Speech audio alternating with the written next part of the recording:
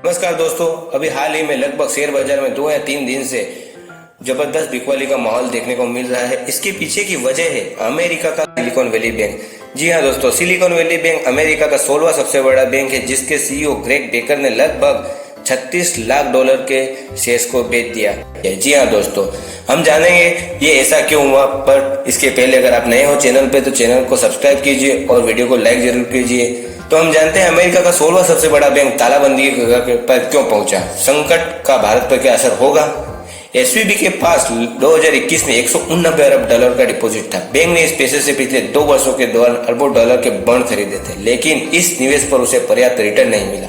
इसी बीच federal reserve bank ने take कंपनियों के लिए ब्याज दरों में बढ़ोतरी कर दी। इससे बैंक का संकट और बढ़ गया। और जी हाँ दोस्तों, जो ये बैंक है उसके सारे स्टार्टअप पे पैसे टेक कंपनियों भी लगा रखे थे। और आपको भी पता होगा लगभग 2 साल से टेक कंपनियों के शेयरों की कंडीशन भी खराब, जैसे विप्रो है, इन्फोसिस, इस तरह के शेयर्स में अभी भी थोड़ी बिकवाली जारी ही है। सिलिकॉन वैली बैंक में तालाबंदी की खबरों के बाद अमेरिकी के साथ साथ दुनिया भर के बाजार में हड़कंप मच गया। 2008 की मंदी के बाद दौरान वाशिंगटन म्यूचुअल और लेहमैन ब्रदर्स के डूबने के बाद इसे सबसे बड़ा आर्थिक संकट माना जा रहा है। इस कंडीशन के बाद अमेरिकन गवर्नमेंट इस बैंक के साथ खड़ी हो गई और जो बाइडेन अमेरिकी प्रेसिडेंट ने कहा ऑल बैंक और सेफ, आप इस वीडियो में देख सकते हो। Silicon Valley Bank and Signature Bank. Today, Thanks to the quick action of my administration over the past few days, Americans can have confidence that the banking system is safe. अमेरिकी विश्लेषकों के अनुसार शुक्रवार को एसवीबी को बंद करने की घोषणा कर दी। कैलिफोर्निया में बैंक की तालाबंदी के बाद फेडरल डिपॉजिट इंश्योरेंस कॉर्पोरेशन को बैंक के एसेट रिसीवर के तौर पर नियुक्त किया गया। इस खबर को पूरी दुनिया के बाजार में ग्लोबल मंदी के हट के रूप में देखा जा रहा है। तो आइए जानते हैं क्या है पूरा मामला। स्टार्टअप्स में निवेश करने वाले एक बैंक को बंद करने की नौबत क्यों आ गई, भारतीय बैंक और स्टार्टअप इकोसिस्टम पर इसका क्या असर पड़ेगा, जानते हैं पूरी कहानी दोस्तों। एसवीबी में क्यों गड़बड़ी हुई। सेंटा क्लारा स्थित एसवीबी की परेशानी तब शुरू हुई जब उसकी मूल कंपनी एसवीबी फाइनेंशियल ग्रुप ने अपने पोर्टफोलियो से $21 अरब की शेयर्स को बेचने की घोषणा की। कंपनी ने कहा कि उसकी वित्तीय स्थिति को मजबूत करने के लिए $2.25 अरब के शेयरों की बिक्री की जा रही है। विश्लेषकों का कहना है कि स्टार्टअप उद्योग में व्यापक मंदी के कारण बैंक में उच्च जमा निकासी की स्थिति बनी, जिसके परिणाम स्वरूप यह कदम उठाया गया। फेड की ओर से ब्याज दरों में बढ़ोतरी के बाद एसवीबी ने ब्याज से होने वाली आमदनी में बड़ी गिरावट की आशंका जताई।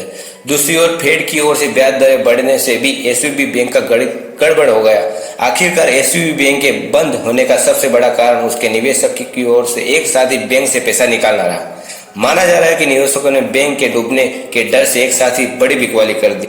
सिलिकॉन वैली बैंक के बाद दूसरा बैंक है जिसका नाम है क्रिप्टो ट्रेंडी, जिसे आम भाषा में सिग्नेचर बैंक भी कहा जाता है। जो बैंक क्रिप्टो के स्टॉक्स में इन्वेस्ट करता है उस बैंक पे भी अभी बंद कर दिया गया है। दोस्तों हम जानेंगे एसवीबी का संकट का दुनिया पर क्या असर पड़ेगा। पहले से मंदी की आशंका पे जूझ रही दुनिया में एसवीबी संकट और तनाव बढ़ाएगा यह तय है। चूंकि कंपनी स्टार्टअप्स में निवेश के लिए जारी जाती है, इसलिए पूरी दुनिया का स्टार्टअप इकोसिस्टम इससे प्रभावित होगा। दुनिया भर के बैंकिंग सेक्टर के शेयर इससे प्रभावित होंगे। अमेरिका और यूरोप के बैंकिंग सेक्टरों के शेयर में अभी से बड़ी गिरावट की आशंका नजर आ रही है। भारतीय बैंकिंग शेयर भी शुक्रवार को गिरावट के साथ बंद हुए थे।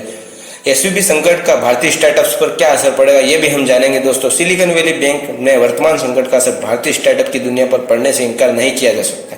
स्टार्टअप पर आंकड़े जुटाने वाली ट्रैक्शन डाटा के अनुसार एसवीबी ने भारत में करीब 21 स्टार्टअप में निवेश कर रखा है। हालांकि इसमें निवेश की गई राशि की जानकारी स्पष्ट नहीं है।